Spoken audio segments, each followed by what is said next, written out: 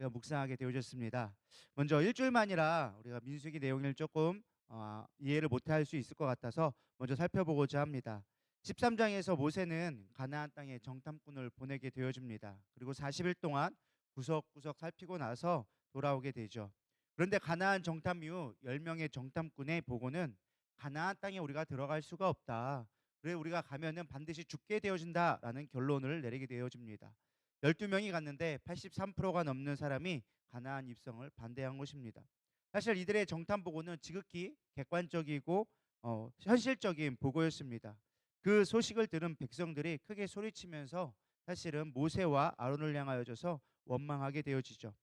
사실 부정적인 오늘 질문에 보면 부정적인 보고를 받아들인 백성은 하나님을 향해 어떤 말을 했나요? 나와져 있는데 그들은 이렇게 얘기합니다. 우리 2절 3절에 보면 가나안 정복전을 치르는 것보다 차라리 광야에서 죽는 게 낫다. 왜냐하면 우리가 가나안 전쟁을 치르게 되어지면 우리의 처자식들이 다 종으로 살게 되지 않겠느냐. 차라리 여기서 죽자. 이런 얘기를 하게 되어집니다. 또한 하나님의 세운 모세가 아닌 다른 리더를 세워져서 애굽으로 돌아가자라고 시위를 하게 되어지죠. 이스라엘 백성은 싸워보기도 전에 이미 패배하게 되어집니다. 저는 오늘 본문 말씀을 묵상하면서 목회를 하면서 깨달은 영적인 원리 한 몇 가지를 나누고자 합니다. 첫 번째는 어떠한 일이 있어도 부정적인 말을 하지 않는 것입니다. 부정적인 말은 우리가 생각하는 것보다 훨씬 파격력이 큽니다. 이단들의 특징은 무엇입니까? 교회 안에 부정적인 씨앗들을 뿌려서 교회를 분열하게 만듭니다. 그리고 그들은 교회를 넘어뜨리기 위하여서 서로 이간질하게 만드는 것입니다. 믿음의 사람은 분석은 해야 합니다. 평가도 해야겠죠. 그러나 부정적인 것이 결과가 뻔히 보인다 할지라도 믿음의 사람은 그것을 입 밖으로 내지 않습니다. 그렇기에 믿음의 사람은 오히려 믿음의 말을 선포해 드리라 믿습니다. 잠언 13장 2절에서 3절에 보면 사람은 입의 열매로 인하여 복록을 누리거니와 마음이 괴사한 자는 강포를 당하느니라. 입을 지키는 자는 자기의 생명을 보존하나 입술을 크게 벌리는 자에게는 멸망이 오느니라. 하나님은 믿음의 사람들에게 입술의 권세를 주셨습니다. 그래서 믿음대로 선포되는 대로 이루시는 하나님의 능력을 나타내시는 것입니다. 그렇기 때문에 우리는 부정의 말을 어떠한 이유가 돼서라도 하지 않아야 된다라는 것입니다. 왜? 우리는 입술에 권세가 있어서 부정의 말을 하는 순간 그것이 이루어지기 때문에 그렇습니다. 누구나 힘들고 어려운 시기를 지나갑니다. 그렇다고 힘들다고 한탄하는 것으로 문제가 해결되지 않습니다. 오히려 말씀으로 천지를 창조하신 하나님의 능력을 믿으며 우리는 믿음의 말을 선포해 드리라 믿습니다. 하나님은 반드시 그것을 이루어 주시리라 믿습니다. 두 번째는요. 목회를 하면서 배우게 된 것이 누군가를 원망하지 말라라는 것이었습니다. 이스라엘 백성은 싸우기도 전에 모세와 아론을 향하여져서 원망을 합니다. 모든 사람이 그런 것은 아니겠지만 대체로 문제가 생기면 사람들은 책임질 사람을 찾으려고 합니다. 그것이 세상의 논리죠. 목회를 하면서 깨닫게 되는 원리는 모든 책임은 다 나에게 있다라는 것을 생각하게 되어집니다. 물론 목회를 하다 보면 누군가에게 어떤 일을 위임하거나 혹은 책임을 지게 해야 할 필요성이 있습니다. 그러나 최종적인 책임은 결국 나에게 있다라는 것을 생각할 때 그 문제를 해결할 수 있는 태도가 바뀌게 되어집니다. 내가 책임지려 할 때 능동적으로 생각하게 되어지고 문제 해결력도 생기게 되어지는 것입니다. 그리고 무엇보다 나의 힘으로 되지 않을 때는 하나님께 맡길 수 있는 지혜가 나오는 것입니다.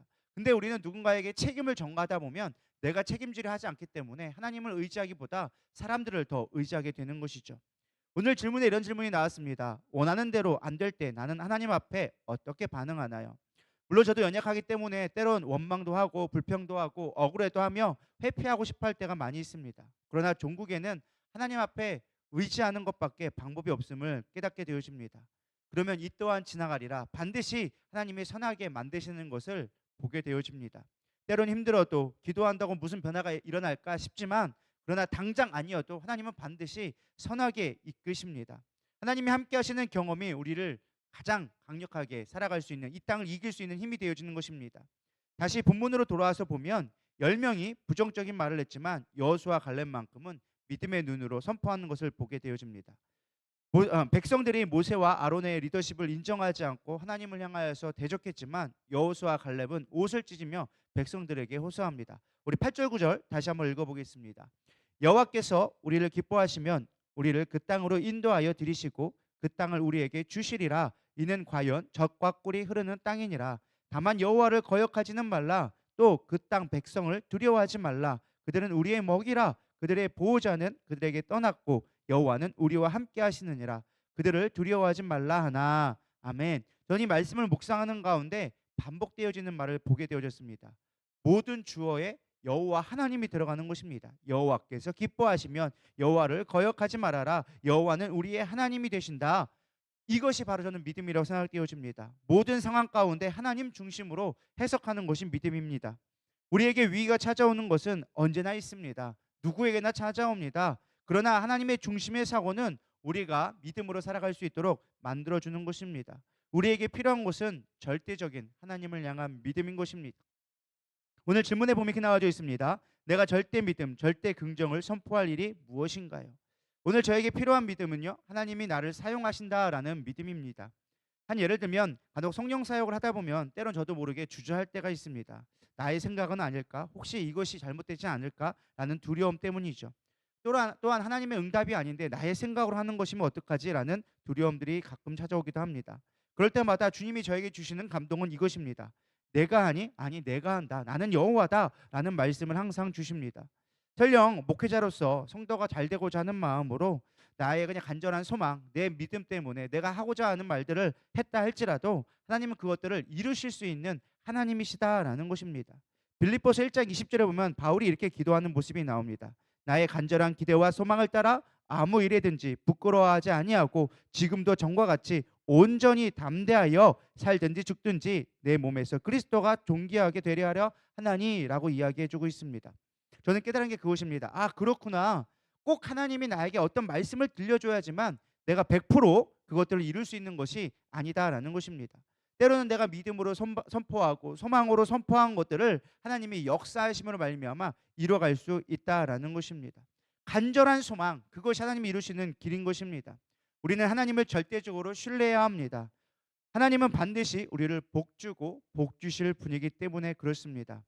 오늘 하루가 나에게 너무나 벅차고 힘들다 할지라도 절대적인 능력, 하나님을 신뢰하며 믿음으로 하나님이 하실 일들을 선포할 수 있는 저와 여러분 되기를 축복합니다.